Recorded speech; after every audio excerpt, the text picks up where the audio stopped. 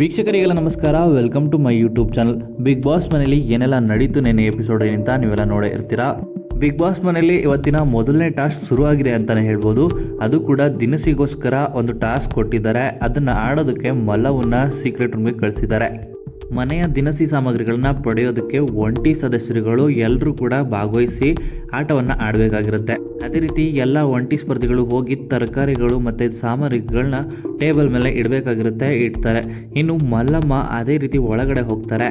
ಮೊದಲಿಗೆ ಮಲ್ಲಮ್ಮ ಒಳಗಡೆ ಹೋದ ನಂತರ ಗೆರೆ ಮೇಲೆ ನಿಲ್ಲಬೇಕಿತ್ತು, ಗೆರೆ ಮೇಲೆ ನಿಲ್ಲುವುದಿಲ್ಲ. ಬಿಗ್ ಬಾಸ್ ಕೂಡ ಗೆರೆ ಮೇಲೆ ನಿಲ್ಲಿ ಅಂತ ಹೇಳಿದ್ರು ಕೂಡ ಮಲ್ಲಮ್ಮನಿಗೆ ಗೊತ್ತಾಗೋದೇ ಇಲ್ಲ. ಮನೆಗೆ ಬೇಕಾಗುವಂಥ ದಿನಸಿ ಸಾಮಗ್ರಿಗಳನ್ನು ಪಕ್ಕದ ಟೇಬಲ್ನಲ್ಲೇ ಜೋಡಿಸಿಡಬೇಕು ಅಂತ ಬಿಗ್ ಬಾಸ್ ಹೇಳ್ತಾರೆ.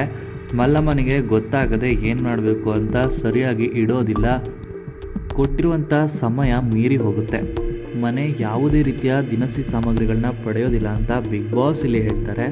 ಮಲ್ಲವನ ಎಡವಟ್ಟಿನಿಂದಾಗಿ ಮನೆಯ ದಿನಸಿ ಸಾಮಗ್ರಿಗಳನ್ನ ಪಡೆಯೋದಕ್ಕಾಗಲ್ಲ.